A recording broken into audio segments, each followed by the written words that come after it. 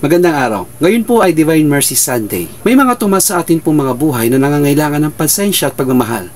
Tara, pag-usapan natin, halina't pagkape at kausapin ng Panginoon ngayon pong araw ng linggo.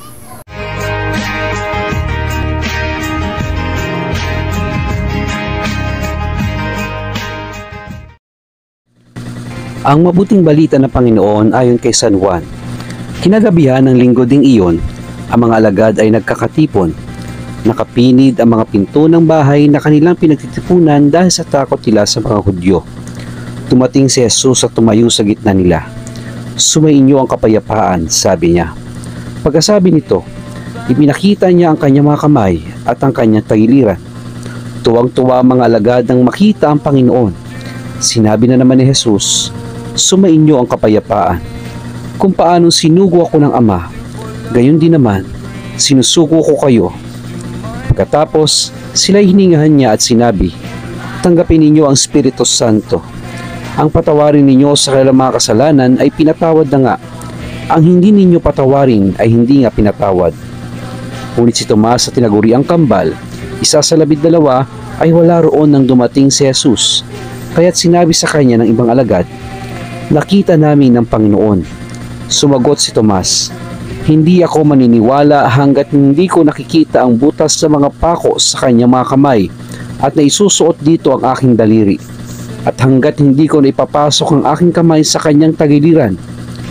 Makalipas ang 8 araw, muli nagkatipon sa loob ng bahay ang mga alagad, kasama nila si Tomas.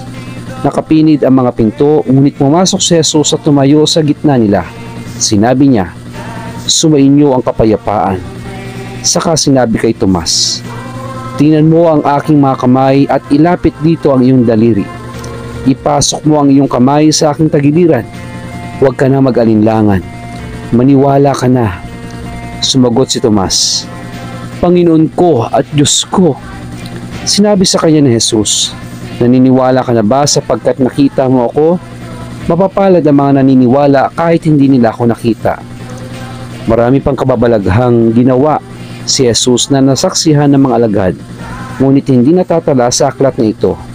Ang mga natala rito ay sinulat upang sumampalataya kayong si Jesus ang Mesiyas, ang anak ng Diyos, at sa gayoy magkaroon kayo ng buhay sa pamamagitan niya. Ang mabuting balita ng Panginoon. Pinupuri ka namin, Panginoong Hesukristo. Bakit binalikan ng Panginoong Jesus si Tomas? Una, dahil mahal niya si Tomas. Jesus loved Thomas so much. Kahit nag-doubt si Thomas after the resurrection, hindi siya pinarusahan ni Jesus. Hindi siya nagalit, hindi siya umalis, hindi siya nang iwan. Pagkos, pinalubong niya si Tomas at personal na ipinakita ang kanyang mga sugat bilang ebidensya ng kanyang muling pagkabuhay. Bakit niya ginawa yon? Kasi sa mata ni Jesus, walang dapat maiwan. Ang bawat isa ay mahalaga.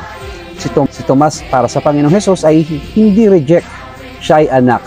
Gayon din tayo ngayon. Sa dami ng beses na nagduda tayo o nanghina, mahal pa rin tayo ng Diyos.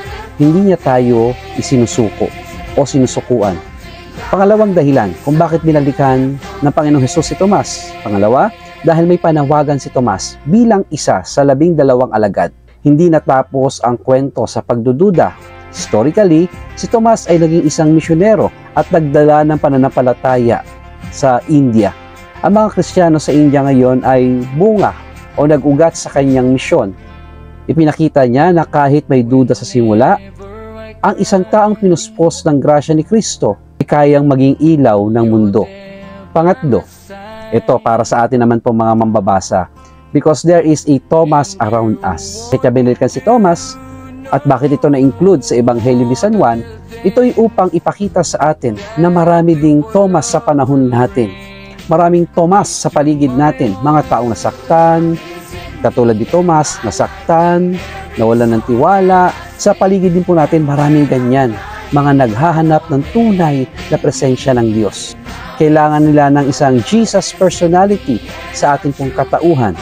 Hindi mapanghusga, hindi mapagmataas, kundi mapagmahal, matyaga, at puno ng pag-asa. Nawa ay tulad ni Jesus, Huwag natin pong iwan basta-basta o sukuan ang Tomas ng buhay natin. Sa kapangyarihan ng muling pagkabuhay ng Panginoon Kristo, naway maging tagapaghatid din tayo ng pag-asa, pagmamahal at pagtanggap sa iba. Dahil sa puso ng Diyos, walang naiiwan. At kung tayo ay magmamahal tulad niya, magiging daan tayo para ang bawat Tomas sa ating kapaligiran ay maging dakilang misyonero rin. Manalangin po tayo. Panginoong Hesus, turuan mo kaming magmahal tulad mo. Bigyan mo kami ng pasensya sa mga Tomas sa amin pong paligid at gawin mo kami instrumento ng iyong pag-asa sa lahat. Amen. Sa ngalan ng Ama, Anak at Espiritu Santo. Amen.